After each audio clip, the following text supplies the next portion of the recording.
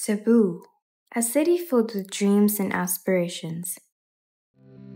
Many view this small province as a place filled with beaches, nature, and religion that holds the rich history of the Filipino Catholic heritage and traditions. Carved in the heart of Cebu are the many churches that serve as the second homes of the Cebuano people. These churches provide many Catholic followers and devotees with a place to pray, have solace, and strengthen their faith. The passion of these followers stems from the religious image of Señor Santo Niño de Cebu, the oldest Catholic icon in the country, located in the prosperous church of Basilica Minor del Santo Niño. At the foot of the religious establishment, the brightening and cheery assets are the candle vendors that strengthen the faith and traditions in the Queen City of the South. These candle vendors are crucial in immersing oneself in the spiritual and cultural scene of the area. Aside from selling candles of all shapes and colors, their well-known brand is singing and dancing at the foot of Magellan's Cross, as well as offering prayers to many devotees from all over the world. Despite the scorching sun and the tiring routine, candle vendors help people strengthen their faith in God. They are messengers of the Almighty. However, what truly makes the candle vendors in the Basilica Minor del Santo Niño special is the in-demand sinog tradition that they offer. Shilu, an unregulated candle vendor who lives in Minglanilla, started selling candles when she was just 5 years old, a job that she had chosen to help sustain her family's needs. Makadesisyon ko tungod sa akong mga pamilya, akong mga anak, mikan aning sa among panguan sa akong mga anak, pagsigay-sigay sa pagkaon namo, sa ilahang pang-eskwela, bayaran na sa among kuryente, tubig. Nasa ilisod kay depende sa na-approve nga mga regulated nga ilatan himo-himong istorya nga bati. Although Shiloh faces long tiring working hours, she perseveres for her family's sake. However, Shiloh is not only a candle vendor but also a caring and loving mother of 3 boys. Ang una pupuntag sa iyo, mag-asikaso mga bata, magtabing init, asikaso sa pagkaon, mga sila sa school, ako mag-asikaso na ko diri, manglaba, manglimpyo. Pagkahuman, mag-ilistahin ko para maadto na ko sa Santo Niño para manindaw og kandila. Maabot ko gikan diri 10, maabot ko dito 11:30. Mas okay ra sa akong mga pamilya, makapait og bugas sa ilang pagpliti-pliti taga-adlaw-adlaw. Lisod gyud og kayahon ang tungo sa akong mga anak. Nasay time nga madto ko sa mag-agi-agi man ang mga sakyanan, diha ko mahagad na depende sa customer nga mo entrance man na sila, diha lang ko mahagad, dili ko malapas sa ilahang regulated kay once na mo lapas ko ato ila mo kasab-an kay dili man ko regulated. Pero naa man say maluoy kay amo ang diskarte mo ana man ma'am paliti mi ma'am para naasay mi halin buhay na manong. Kapoy, daghang kay kong pamaol. Usa pa sa pasar-pasaram tas kaon. Kung once again mo apply ko ng parehaan na magpabuwan ko, kapoy na ko yun niya. Dili man makuan ako sa mga bata ko. Kinahanglan ko na ko asikasuhon ako ang mga bata before ko mato sa maninda ko. Kay mas nindot ang kuan mag-asikaso ka sa mga bata before ka manguag og kwarta. Natuod yun akong mga luha diha nga. Makahalin ba ko, makakuan ba ko sa mga anak. Nangayon na ko sa Ginoo sa Santo Niño. Nga unsa man gayud ni si Santo Niño, kung pagsuway lang gyud ni, laban lang gyud ko para na sa akong mga anak. Ang customer nagpasinulog. Once sila niingon nga, day kahuman mo dag sinulog diha adto dito sa krasada niya. Ang customer nako nasuko niya na nga, ma'am, nag-uniform naman ta ka, ma'am, wala man kay batasan. Ako ma'am, nagpasinugod ko niya diri. No-focus ako sa iyang ampo. O di na ako ma-focus kay wala kay batasan. Pariharaman mo mangitag bugas. Ganun ko siya. Ay dili, wala na siya ko diri. Wala na siya labot. Adto na siya stumoy. Bisag mag-ampo lang siya kasi Ginoo taga-adlaw. Why imposible nga gihatag yun niya. Blessing yun taga-adlaw. Kay once kay musud na ko diha, mag-ampo man ko sa Ginoo. Pag human na ako paninda diha, mag-ampo sa Ginoo. Magpasalamat ko sa iyang gihatag. Similar to Shiloh, Elenita is also a candle vendor. Situated inside the premises of the Basilica de Santo Niño Church, Elenita, a mother of 6, juggles motherhood and the hectic schedule of being a regulated candle vendor. Despite her daily struggles, Elenita's faith remains strong. nakasud ko kay namay nag-invite na ako nga pang-apply sa Santo Niño. Kay aron katay sige mo ko pangandoy kay daghan may tindira din taga Mingla. Yang maibog ko nila ba kay kanang manindag kanila nasusud sa Basilica. Adto ko sa Santo Niño, mangayong grasya dito. Mangayo pasalamat sa among pamilyang mayong lawas akong mga anak. Dili man basta lisod. Ang ato lang na kanang maghagad ra matasta pero ikaw di tamad mauwaw jud ta kay ug wala pa tay gibitbit kanila pagka tinusulti kay napakilimos ra man agod. Nos maayo jud ako'y mabuhat kay pino kaayo. Gagmay kay ila kandila ang kanang ilang magpalit magilaing humandaan. Pino, gagmay ra ila kandila. Gamay ra sa kay ginansya sa may na makasi kay makasibsiman sa mulay kong trabaho. Di ba kandila ra jud ako Dila la kay patuloy mo sa estuhod. Ay sa sita barong. Kanira kay wam ko grado. Napa ko grado kay wam ko ginikanan sayo ba namatay akong ginikanan. Na may igsuon sa nagbantay kun mulakaw ko paingon sa eskwelahan tong mga maguwang ani. Moy nagbantay nila ug mao ato ko nako sa paninda. Dili nga biya nga wala gyud mahabilin. Dili unsa ko mulakaw way mahabilin sa akong mga anak. Elenita arrives at the Basilica de Santo Niño early in the morning every day. Without a minute's rest, she immediately approaches devotees, asking them to buy her candles for 10 pesos each. Pampo, pasinolog, palita, modagkot ka, nya mapasinog ka. Ang imungan mo, to ako iyaw-yaw. Ako isulti Senior Santo Niño. Salamat ko ni mong birthday baron. Salamat si mong birthday. Tagag ka nun mayon lawas. Padagato sa tanang mga katuigan. Labi na sa imong pag-eskwela, mulampo sa imong pagtuon. Ang uba, ingon sa, laing ko ng ampo, laing ampo ba? Sa amorang kanang kuan radyo na mo, sa tagsa-tagsa na mo diyang naninda. Lahi mamiog kanang pag-ampo. With a simple acknowledgement from the devotees, the tradition of Sinog begins. Viva Senior Santo Niño, ani ami karon si mga tubangan na ngay may pasalamat sa pamilya. On the other side of the church, Sheila performs her Sinog prayers to the other devotees. Viva Senior Santo Niño. Amen. Viva Pet Senior. Salamat dong ha. Tara. Sweet. Asa ni? Asa ni? Ito rasuludong ihala dong.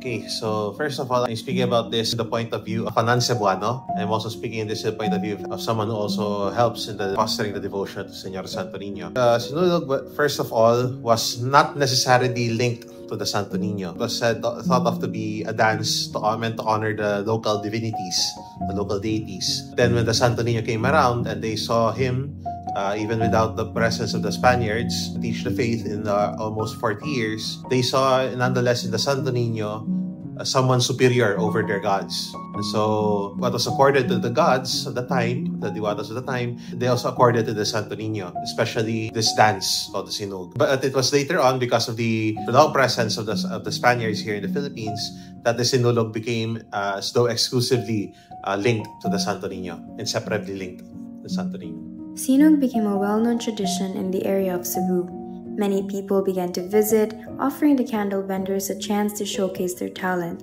as well as provide a living for their families. A tradition that first began as a dance offering to deities turned into an offer of faith and devotion to the beloved Santo Niño. However, it still remained that the families of the candle vendors suffered many challenges. Despite so, they overcame the difficulties that they faced and understood one another, thus fostering a supportive and healthy environment as a family. Abi ni mo dong, kana kong bana, na-polarize yun na siya. Kani, nataki man eh. Uy, rahis good lang to, dili yung ibalik sa Ginoo. Akan ng Senior Santo Niño, ako dyan ang sumpay, dyan sa akong kinabuhi, kaya naam ko nang inabuhi niya. Mo dyan ako sige pangayo. Hindi nakabangon sa una. Of course, we know that the Santo Niño is first of all the Lord of history, the Lord of all the earth. Of course, we know that in our Christian faith. But here, in the image of the Santo Niño, we found him not simply as the Lord of all, but as Cebuano also with them, someone linked to the Cebuano culture. And because of that, it is intrinsic that the Sinulog would also be used as a way to honor the Santo Niño. And most especially, why not dance also the Sinulog here in his home in Cebu City? Okay raman sila, tabawa man na sila, kaya nakibawa man na sila sa akong panginabuhi. Suportado dyan ako tanan mga anak. Hanggang mahalin na ako, para pagkaon na mo, palit-palit niya. Baon, na. Consequently, on the other side of Mingla, Sheila began her day buying candles to support her humble job. Palit tayo og talo, te. Suot ko ha. Katong di color. Pila kitong kilo, te? 55. 55. Pila gi ang tulo? Kaupat? 220. 220. Gusto ko taga-adlaw na ko makita ko mga bata. Kaysa manarbaho ko layo. Lisod ang mga bata. Nga sila-sila ra. Makagulyang. Ang bali, makagulyang. Isa nina dili malabhan. Ma-regulated ko diha. Once gay na ako'y iyaan. O namatay na. Diha na may puli. Oh. As in, if I na-job kay ko. Mauna na ako ang panginabuhi. Bahala na kung silang sakit o istorya. Basta dili lang sila manapat.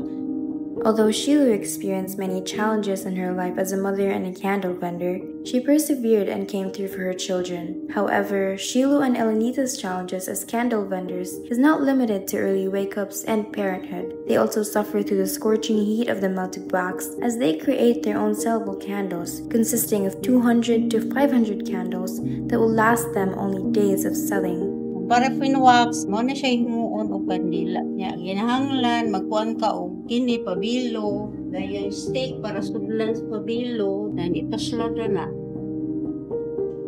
Dahil yung baril. Balik-balik na siya itaslod. Manual. Giana siya na. Nayana ra yan. Anam pa ilong dako. Kung init kayong kandila, dugay na siyang dako. Kani siya, kani among kanila amo ra ni among halin niya. Pero nami mga okasyon ato mag-offer mi sa among ihatag didto. Kana. As the scorching sun hits the Basilica Minor del Santo Niño, the struggles of selling candles begin. Nonetheless, candle vendors like Shiloh prefer the heat of the sun rather than a rainy or cloudy day, as she believes that the sunnier the day is, the more candles she'd get to sell, ultimately showing her perseverance in selling candles to support her family. Sugod ko diri 11:30. Ngun aron mingaw ngun aron. Init manggod. Kanang kuan, kanang mag-uwan. Wala jud ko'y sales ana, gamay ra akong sales. Wala nalili ko malinan dito dapita. Mas gusto niyo po na maingat kasi. Naka-8 na gay ko ron, 800. On the other hand, across from Shiloh Station, located inside the grounds of the Basilica, Elenita also struggles to sell her candles. Nonetheless, she remains fierce and keeps promoting her candles to the people roaming the grounds of the church. Ang amo lang ang kakuan lang day kanang usay way halin. Ana mao jud na. Mao ray na importante nga mingang halin. Viva Señor Santo Niño, ani ami karon si mo atubangan sila nagsampit mo labi na intaon karon sila nga na sila project o karon ako may lang napilian og nangayo tami pasalamat sa paitas mahal mo nga kapasila ta sa tagsa kay kami nangayo Ug abunda nga blessing. Señor Santo Niño, viva Pit Señor. Viva Señor Santo Niño. Viva Magellan's Cruz. Sa ngalan sa Mahal sa Anak sa Diyos Espiritu Santo. Amen. dai pasinolog dai nolog mo dai salamat dai pasinolog ka dai salamat lang dayo. Sir, ma'am, pasinolog mo, sir. Palitin ko kandila, sir, ma'am. Dahil, pagdala mo kandila, dayo. Dang, pasinolog mo, ma'am. Hinaot mo tandunggon, Señor Santo Niño, kay ikaw milagroso, ikaw balaan, ikaw dalangpanan, ikay magauban, makatabang itaon kanila sa tibok pamilya, ihatag kanila sa maayong panlawas, nga sila successful ang ilatong pamilya, uban sila papanarbaho, sa ila papanegosyo, sila bang grasya, na ngayon may pasalamat, ug hinaot mo tandunggon, kay ikaw milagroso, ikaw balaan, ikaw dalangpanan, ibubo itaw ng imong bendisyon, sa ilatang tibok pamilya, kay sila na ngayon simong kaloy panabang, kay ikaw matay magauban, makatabang kanila, ug hinaot mo tandunggon, Señor Santo Niño, kay ikaw milagroso, ikaw balaan, ikaw dalangpanan, takyapitas mahal mo nga kapa, imutan isipti nga successful kanunay, ug hinaot mo tandunggon, Señor Santo Niño, Mama Mire sa Simala, Birhen sa Rigla, inahan sa kanunay panabang Señor, San Vicente, kay kami nagsampit nimo, sa ilang papasalamat, nga silang tanan, may taglawas kanunay, uban sa mga anak, mga apo, umagad, silang tanan, successful good health. Santo Niño, Magellan's Cruz, ano sa pagtubangan, Señor Santo Niño, ano natawhan niya karon, Señor Santo Niño, tiga ito siya kapaskog sa kalawasan. Pagdaigo ni mo ngala, namubad ka naman yung maging harian mo, tuman mo pagbuti ni sa yuta, maingon sa langit. Ang kalado naman sa matagadaw, hatagan na mo karon adawo, pasayloa kami sa mga sala, maingon kami makapasaylo kami sa masalakan na mo, dili mo kami tugyan sa panulay, hinunualwasa kami sa dautanan. Santa Maria, nagka sa Diyos, ikaw po mo kami kasala, karon sa oras, among kamatayon. Amen. Senyor Santo Niño, Majalas Cruz, nung kataon ako mapagampo, Senyor Santo Niño, tigay ito sa nagkahimsog sa kalawasan, Senyor Santo Niño. O abunda nga blessing, Senyor Santo Niño. Viva Pit, Senyor. Viva, Senyor Santo Niño. Viva Majalas Cruz. Sa nga nasamahan sa anak sa Diyos Espiritu Santo. Amen. Salamat kayo, sir.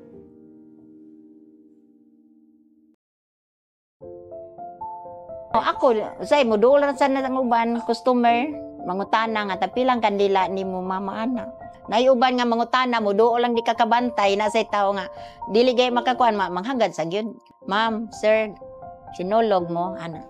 As Elenita continues her pursuit as a candle vendor, she revealed another reason behind her decision to become a regulated candle vendor in the Basilica Menor del Santo Niño, proudly presenting her love towards her children as their sole supporter and their guardian growing up. Naninda ko kanila diri Santo Niño aron makatabang ko sa akong mga anak sa kanya atong panahon nga nag-eskwela. Nakalampos naman siya sa maestro na sa taong ko'y nakalampos sa kani ang ko automotive upat ka tuig. Nya nasa ko'y naka-eskwela sa IT karon kamanghuran ako. Ako diri sa una sa ako pa ama kuan akong bana wala pa na atake. Nakatabang pa na ako nya karon kay naatake man akong bana lugar na mild stroke man siya pero ako na lang diri pero akong anak katong nakahuman ang nakatrabaho na niya ako maestro kay naminyo naman. Every time nga musulod ka here sa Santo Niño, do you think it's easy to become a candle vendor and live life selling candles? For me, it's not easy because a lot of them na magkakumpintensyahay bitaw sila kay tungod-daghan sila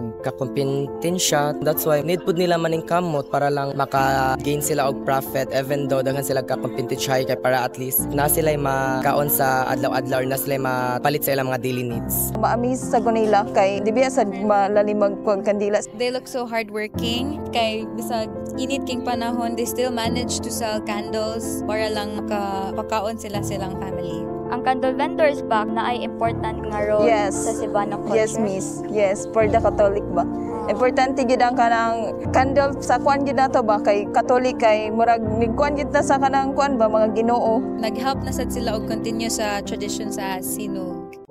Every time you come here sa Santo Niño, how do you feel every time nga makakita ka sa mga candle vendors? Kung makita na ko sila kay ako makita kay kalisod bisag unsa ka init o sa kakapoy kay kanang they're still thriving. Na umakuan sa nako kanang what if ako'y na silang kanang kuan ba kuan sila sa mga tao kanang mutawag inana ba niya mauwawon bi ako no. I feel so grateful nga naa sila because they are trying their best to sell some candles and naara dayon sila dili na kanid nga mato-ato pa dito or something like that. Sinog is a tradition that binds the people of Cebu together, a belief that reaches into the deepest corners of a man's heart and calls for his faith. This tradition and belief enabled people like Shiloh and Elenita to believe in a greater power, calling them to have a purpose in life, to become candle vendors, offering them a chance to provide for their families, hone their skills in candle making, and most of all, have faith in the strength and plan of the Almighty for them and their families. Sinog, a tradition that began humbly, has now helped thousands of Cebuano believers to face their battles and become empowered individuals who serve at the foot of God. Currently, Elenita and Shiloh continue to offer their lives and prayers to the Señor Santo Niño, imploring people to believe in far greater things in life. Sinog may not be scientifically supported, but in the eyes of many Cebuano believers, the Sinog tradition and the candle vendors are the bread that fills them in times of spiritual hunger and the wine that quenches their thirst for a life of faith.